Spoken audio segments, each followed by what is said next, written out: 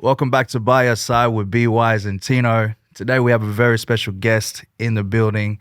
This man is highly regarded for his lyrical ability, showmanship, storytelling, and fresh off a Laneway Festival tour run in the building for the first time on By Your Side, Tasman Keith. Thank you for having me, brother. Man, thanks for coming through, but how you been? I'm well. You know, a few months post debut album. Just been back in the studio heaps, doing a lot of shows, just kind of refining the next thing I want to do, which is a lot, but trying to find the space and the lane for each individual thing, I guess. Got you.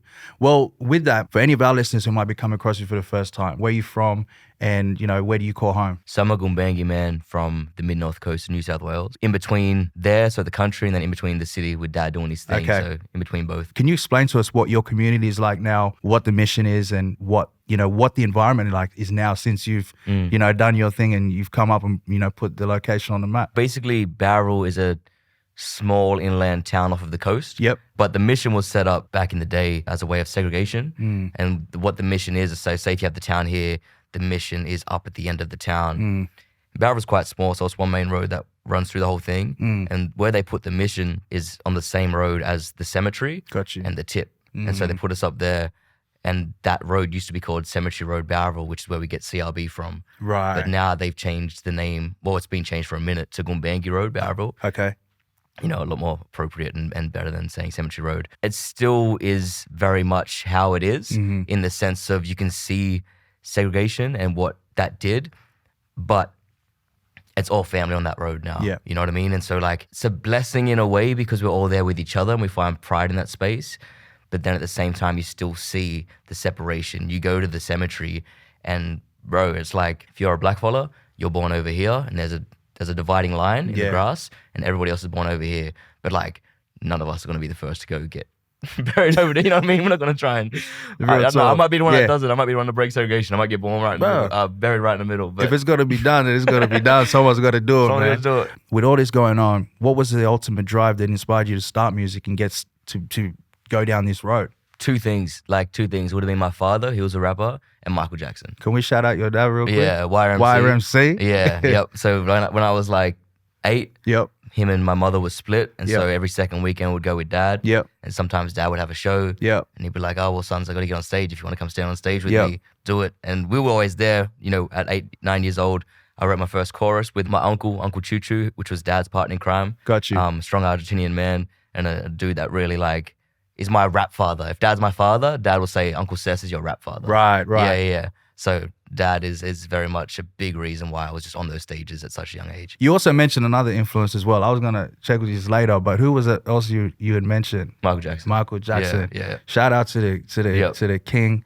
I mean, as young black men, I feel like we all had that inspiration from him from that standpoint as well. Let's fast forward to the present. You dropped an album to much critical acclaim, A Color Undone, last year. What were you thinking? Where were you going through in that point of making that record? And what was the thought process behind it? It would have started in March of 2021 when I was on the tour with Midnight Oil. Huge. We'll come to that too. I want to talk about everything today. And I would be on stage with them, 15,000 people at a time where it was that middle ground of COVID, right? Where we still could go back out and there were shows here and there, wineries and such. Yeah. So it was a blessing. But I would go back to the hotel room and be completely alone, bro. And it'd just be me. And in 2020, I lost an older cousin, Knox. He was 26, 27, and he died of heart conditions.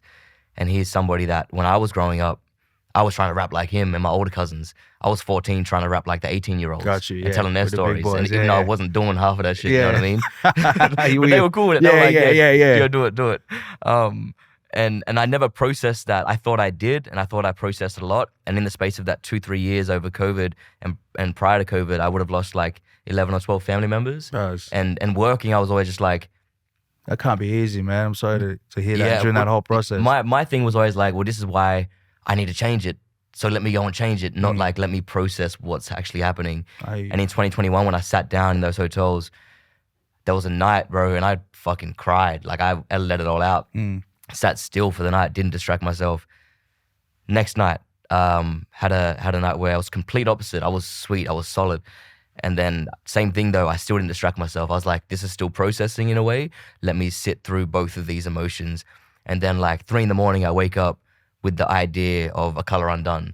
the concept of like I want it to be a representation of this middle ground I walk as an Indigenous man between like Western and traditional ways, yes, city, country, and then like also life and death, how much I see of both. Like I'm performing to 15,000 and get on this energy, or like in 2018, I'm doing a show in Canberra with Nookie and Briggs, and 5 minutes before going on stage, I get a call that my uncle's passed away. Gotcha. Or Mission Famous, I release it, and that night I lose the uncle that named me. And so there's just always been this interesting balance of both in my life, and I wanted to find a way to speak on that. And I said to myself, I want it to be sonically, I want it to be euphoric and beautiful, and I want people to feel how I felt at funerals at the same time. That's where Tread Light comes in. Tread Light, like that was definitely a standout, bro. Like the passion in that, like from going from like a check, you know, with Genesis, then going to like Tread Light, like the variation was there, like, you know. So I feel like it was achieved, and I feel like, you know, you really sonically stepped up in that regard as well. And shout out to, I want to shout out to Kwame as well.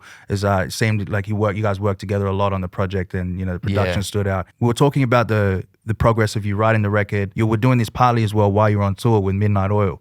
So I want to shout out, you know, these legends of this country. And one thing that stood out to me is that like the two worlds coming together. I wanted to see like how did that relationship come to fruition, right? You know, and because you guys also did a song called First Nation as well, which was quite powerful. So how did that all come about? So I just get an email one day randomly from my booking agent at the time. Yeah. And they just said that like they want, you know, I want to get you to come in the studio and write to a song. And they sent me Gadigal Land, which is another song on their record, but I just said respectfully, I was like, I'm not Gadigal, so I don't feel right doing that. I'm Gumbaynggirr. Makes sense. And then I went to the studio, I was like, what else do you guys have? And they played First Nation. I was like, and that for me, I was like, this sounds like the classic Oil sound. Let me get on this. Went to the studio, and that's First Nation was done, like the structure was done. And I said to Rob Hurst, who's their drummer, I was like, if you give me like 40 minutes to an hour right now and make a space for me of a verse, I'll write it right now. Huge. Yeah, and he was like, okay, sweet. And so they left me alone at the desk, wrote the verse, recorded it. They were like, sweet, solid, staying in there. It's hectic, this, that. 3 days later, because it's in 3/4, so it's only 4/4, which as rappers were used to. 3/4, yeah. So you're trying to catch that. So the verse originally ended with like just one bar of just space, and 3 days later, I was like, I rung them. I was like, I need to come back in and just finish that. And they were like, oh, it's fine, I pushed for it, came back in. They were like, oh, we've also got Jess on the record. And at this point, I didn't know her as Jess. You know what I mean? It's just Jess. Yeah, I was like, dude, Jess, and I'm like Malboy, and I was like, oh, hectic. And then, and then that's how the link with me and her. All right, because I was gonna ask you that too. Because on this album, like on the feature side of things, you've got some names on there. Like you got Genesis Owusu, Kwame, Tanu Phoenix, Phil Fresh, and then you see Jess Malboy on there as well. And so was that how the original link happened through the Midnight Oil, and then you guys working on that? Because that was Heaven With You. Heaven With You, yeah. So you worked on that record as well, which is an amazing song. Yeah, so I met her through that. We did the sound together, and then I supported her at a Sydney show. Yep. And I got up and did Running Back. Yep. She was like, do you want to do the verse where Flo Rida usually doesn't run it back? I was yeah. Because I was even going to say, like, I don't think anyone from the scene on a rap perspective has it was really featured with Jess since Flo Rida, man. Like, I remember that song. I was like, that shit's hot, man. Snoop. And then, but from our scene, I don't think she's worked with anyone from. So, bro, that's tips to the hat, bro. And so that's how that came about. And then, like, A Color Undone, we wrote, apart from 2 songs. So the whole process that I had and the thought of the concept, I had 4 months prior. And then when we locked in, we wrote we wrote the album in 6 days. Wow. And in that 6 days, I texted Jess when I had Heaven With You. I was like, it has to be Jess. I texted her. She said, yep, for sure. Would love to, send it through. I sent it through, bro. I don't hear back for 2 months. Yeah, you're thinking, like, damn. Jess ain't doing it. And it's like, when do I send the follow-up? When's the right time, you know? Like, I'm not trying to, you know? Yeah, 100%. And then, like, we followed up, and she sent through some beautiful vocals, and I was like, sis, this is amazing, but can we get in the room and do it? And she made the time, which is amazing, because she's busy. Yeah, man. And she came in, she listened to the record, I played her Tread Light, she cried. We spoke about the concept. I got some game of her, and she was only supposed to be there for an hour. Wow. She stayed there with me for like 4 hours just chopping it up. And she was on a timeline. Like she was, you know, she had to go. Yeah. And there was people like, no, we got to go. And she sat there and still just made sure to give me the time and recorded Heaven With You. And I think the bridge that you hear her do, that's the first take she did. Shout out. Shout out to Jess. She's a real queen, and she's you know, I've only met her once, but you see that kind of that energy she got like that, even though she's got one schedule over here, but she can make time. Yeah, so 100. big shout out to her on that. Now, bro, we mentioned earlier as well in the start of the show, you're just fresh off a laneway tour. Congratulations on that run as well. I mean, you were surrounded by some good company. There was like Slow Tie, Hockey Dad, who was Nux was there, etc. So you had some really good company that you're surrounded by. What was some memorable moments or experiences for you like throughout this process? I think it was really touch and base with some Australian artists, Lazy Eyes and Psycho and things like that. People in that realm that I was just traveling very closely with, I guess. And for me personally, it was trying out new stuff with the set, like bringing in massive visuals and making it a bit more, you know, whole encompassing type thing. And even just running some joints that we kind of had to just adjust a little bit. Or still running Palopolis from the Mission Famous era, and it just goes on. Well, you know that's a goer, man. Yeah, so like just seeing that stuff and visiting different places. I've never been to Perth, so being over there, right? And whenever I'm somewhere, I kind of like to just touch base. So like we had a few hours there. Just went and jumped in the water, jumped in the ocean. Oh, you know, how good is the water out there, though, man? Beautiful. On the West Coast, it's different. From a performer myself, and from someone who appreciates showmanship. I mean, you're that man, boy. I see you. I see how you move, and I see your essence, bro. So, I mean, like, what do people expect when they see a Tasman Keith show, and where do you draw your inspirations from?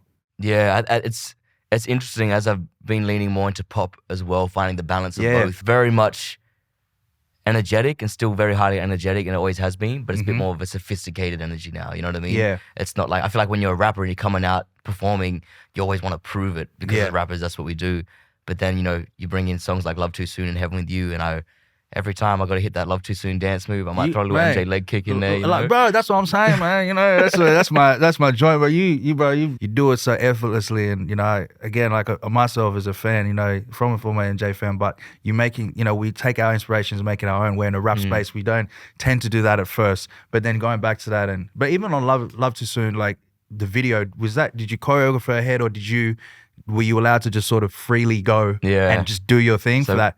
Bro, one take or what? Yeah, so that video, like we landed in Melbourne 2 days prior to the shoot. Yeah. And Claudia, who was directing, I went and met her at the pier. And shout out to my cousin Marbach. There was some nights where we would just go out at like 2 a.m. and just practice the dance, like those shits. Yeah. We were doing that. Like I'm giving him choreo credit. Like, all right, so every time we out at an industry event, Marbach, I'm like, this is my choreo, and he just gets in the conversation. It's funny as shit. Yeah. But so we pull up 2 days before the shoot, meet Claudia. Yep.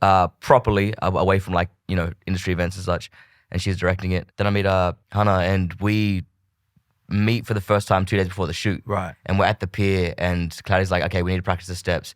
And all I knew that I was going to do was 10 seconds, like that, the whole thing that I do when I turn around and do that shit. That's all I knew I was going to do. We mapped it out along the pier, mapped it out with Hannah as well, and figured that out. And then I go back to the hotel, nervous as shit, bro. I'm like, I don't know if I'm going to remember all these steps in 2 days. Yeah. So the next 2 days, I just got my headphones on the whole time, just practicing. Then we get there, and Claudia's like, when we film, because in rehearsals, I was going maybe like 70%, just getting my steps.